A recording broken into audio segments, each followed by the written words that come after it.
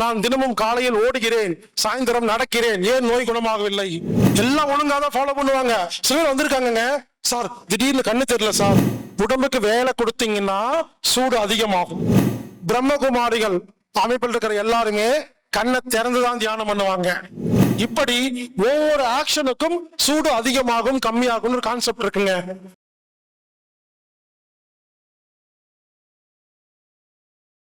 என் நண்பர் ஒருத்தர் ஒரு மெயில் போட்டிருந்தாரு. அவரு செய்யறதே ஓடி ஆடி வேலை செய்யற. அவர் சொல்றாரு, எனக்கு மெயில் போட்டிருக்காரு, நான் தினமும் காலையில் ஓடுகிறேன், சாயந்தரம் நடக்கிறேன், ஏன் நோய் குணமாகவில்லை? நடக்காமல் ஓடாமல் உட்காருங்கள், குணமாகும். இதான் பதில். பகலெல்லாம் ஓடுற வேலை, வீட்டுக்கு வந்து வாக்கிங் வர்றாரு, ஜாக்கிங் வர்றாராமா. புரிஞ்சுங்களா? நீங்க செய்யற வேலைக்கு ஆப்போசிட்டா பண்ணா குணமாகுதுங்க. இதாங்க கான்செப்ட்.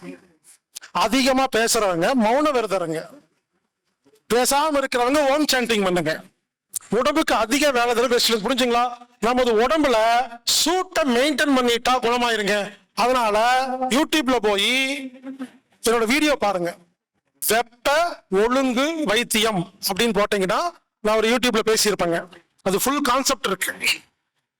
ஒருவேளை உங்களுக்கு யாருக்காவது அது கிடைக்கலன்னா கூட healerbaskar@gmail.com உஷ்ணம் சம்பந்தப்பட்ட கட்டுரை அனுப்புங்கன்னு சொல்லுங்க. அப்படியே கிளியரா இருக்கும்.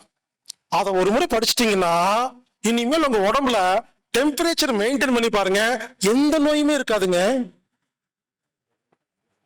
வெப்பம். இப்போ இந்த ஹார்ட்ங்கிறது என்ன சொன்னேன்? வெப்பம் சம்பந்தப்பட்ட உறுப்பு. Heart, pericardium, small intestine, triple warmer, உடல் வெப்ப கட்டுப்பாட்டு உறுப்பு, நாக்கு, இதெல்லாம் வந்து நெருப்பு சம்பந்தப்பட்ட நோய்ங்க. அப்ப யாருக்காவது நாக்குல பிரச்சனை வந்தா டெம்பரேச்சர் ஒழுங்கா இல்ல, ஹார்ட் ப்ராப்ளம் வந்தா டெம்பரேச்சர் ஒழுங்கா இல்ல, ஹார்ட் அட்டாக், ஹார்ட் பிளாக். ஹார்ட்னு சொன்னாவே ஹீட் மெயின்டைன் ஆகலைங்க. வயிறுனாவே நிலசத்து கிடைக்கல, காது கிட்னினாவே தண்ணி சத்து இல்லை. இதாங்க கான்செப்ட். கண்ணுன்னா ஆகாய சக்தி இல்லைன்னு அர்த்தங்க. தூங்கல, எல்லாம் ஒழுங்காதான் ஃபாலோ பண்ணுவாங்க. சிலர் வந்திருக்காங்க, சார் திடீர்னு கண்ணு தெரியல சார், வீட்டுல போய் பார்த்தா செக் என்னதான் பயன்படுத்துறாங்க, எல்லாம் ஒழுங்கா பண்றாங்க, தூங்குறது மட்டும் இல்ல, நைட் டியூட்டி பாக்குறாங்க, பகல்ல ஒழுங்கா தூக்கம் வரதில்ல. சோ தூக்கம் இல்லைன்னா கண்ணு கெட்டு போகுங்க. இதுங்க கான்செப்ட். அதனால ஹீட்டை மெயின்டைன் பண்ணுங்க, இறுதி சம்பந்தப்பட்ட எல்லா வியாதி குணமாயிருங்க.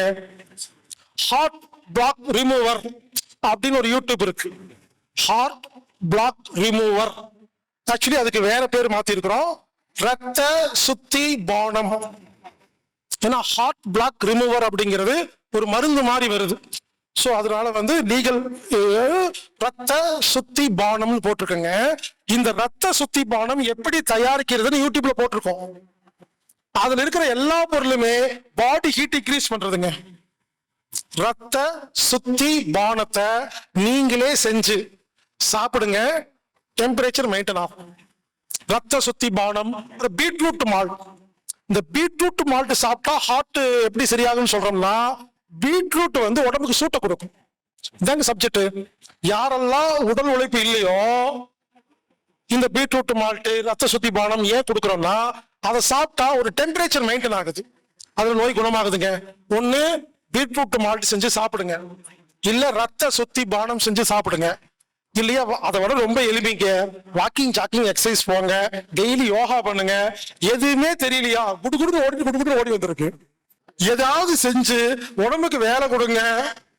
இல்லைங்க, உங்களுக்கு உதாரணத்துக்கு சொல்றேங்க, நானு வீட்டுல உட்கார்ந்துட்டு போன் பேசுவேங்க. எனக்கு நிறைய போன் வரும், ஒவ்வொருத்தருக்கா பேசிட்டே இருப்பேன். அசையாம உட்கார்ந்து போன் பேசினா 4 பேத்துக்கிட்ட போன் பேசணும் டயர்ட் ஆயிடுவேங்க. ஏன்னா சூடு குறைஞ்சிருச்சு. பேசுவதன் மூலியமாக உடம்பில் சூடு குறைகிறது. அப்போ 4 பேத்துட்டு போன் டயர்ட் ஆயிடுவாங்க. அப்புறம் ரெஸ்ட் தேவைப்படும் எனக்கு. அப்புறம் ஒரு 4 மணி நேரம் ஆகும் மறுபடியும் போன் பேசுறதுக்கு. ஆனா 100 பேத்துக்கிட்ட பேசி முடிச்சிருவேன், டயர்டே ஆகாது. ஏன்னா கையை காலுக்கு வேலை கொடுத்துட்டே பேசினா சூடு மெயின்டைன் ஆகுது, ரொம்ப நேரம் பேச முடியுது. அசையாம உட்கார்ந்து பேசும் பொழுது சூடு குறைஞ்சிருது. செக் பண்ணி பாருங்க. உடம்புக்கு வேலை கொடுத்தீங்கன்னா சூடு அதிகமாகும். கண்ணை மூடி யாரெல்லாம் தியானம் பண்றீங்களோ உடல் உஷ்ணம் குறையும். கண்ணை திறந்து யாரெல்லாம் தியானம் பண்றீங்களோ உடல் உஷ்ணம் அதிகமாகும். கான்செப்ட். பிரம்மகுமாரிகள் அமைப்பில் இருக்கிற எல்லாருமே கண்ணை திறந்துதான் தியானம் பண்ணுவாங்க. நான் ரிசர்ச் பண்ணலத, அவங்களுக்கு சூடு அதிகமான வியாதி நிறைய பேத்துக்கு வருது. ஸ்ரீ ராமச்சந்திரா மிஷன் சில ஆசிரமங்கள்ல கண்ணை மூடிதான் தியானம் பண்ணுவாங்க. நான் டெஸ்ட் பண்ணி பார்த்ததுல அவங்களுக்கு சூடு குறைஞ்ச வியாதி எல்லாம் வந்திருக்கு. கான்செப்ட் புரிச்சுக்குங்க. கண்ணை திறந்து தியானம் பண்ணும் போது சூடு அதிகமாயிட்டே இருக்கும். கண்ணை மூடி தியானம் பண்ணா சூடு குறையும். உடல் அசைச்சு பயிற்சி பண்றவங்களுக்கு சூடு அதிகமாகும். உடல் அசையாமல் பயிற்சி பண்றவங்களுக்கு சூடு குறையுங்க. இதாங்க கான்செப்ட். அப்போ யாரெல்லாம் குளிர்காலங்கள்ல உங்களுக்கு நோய் வருதோ நீங்க கண்ணை மூடி உட்கார்ந்து தியானம் பண்ணாதீங்க. கண்ணை திறந்து தியானம் பண்ணீங்கன்னா சூடு அதிகமாயிரும். யாரெல்லாம் வெயில் காலத்துல பிரச்சனை வருதோ நீங்க கண்ணை திறந்து தியானம் பண்ணாதீங்க, கண்ணை மூடி உட்காருங்க. இதாங்க கான்செப்ட். இப்படி ஒவ்வொரு ஆக்ஷனுக்கும் சூடு அதிகமாகும் கம்மியாகும் ஒரு கான்செப்ட் இருக்குங்க. அதனால இனிமேலாவது தயவு செய்து உங்க உடலுடைய உஷ்ணத்தை ஒழுங்கு செய்யுங்க, உங்க வியாதி எல்லாம் குணமாயிரும். அப்போ வெப்பம் அப்படிங்கிறது நமக்கு ஒரு முக்கியமான ஒரு விஷயமாக இருக்கிறது. தேவைப்பட்டால் இந்த குளிர்காலங்கள்ல வெயில நில்லுங்க. சூரிய வெளிச்சம் நேர்ல உடம்புல படுட்டுங்க.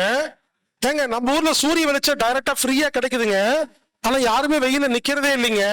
நீங்க யூரோப் கண்ட்ரி எல்லாம் போய் பாருங்க, அங்கெல்லாம் 3 மாசம் தான் சூரியன் வருது. எல்லாரும் லீவ போட்டுட்டு ட்ரெஸ் கம்மியா போட்டுட்டு போய் பீச்ல படுத்து கிடப்பாங்க. எதுக்கு? அந்த சூரிய வெப்பத்தை வாங்கினாதான் அடுத்த 6 மாசம் உயிரோடு இருக்க முடியும். சூரியன் இல்லாத நாடுகளில் சூரியன் அருமையை கற்றுக்கொள்ளுங்கள், தண்ணீர் இல்லாத நாடுகளில் தண்ணீர் அருமையை கற்றுக்கொள்ளுங்கள்.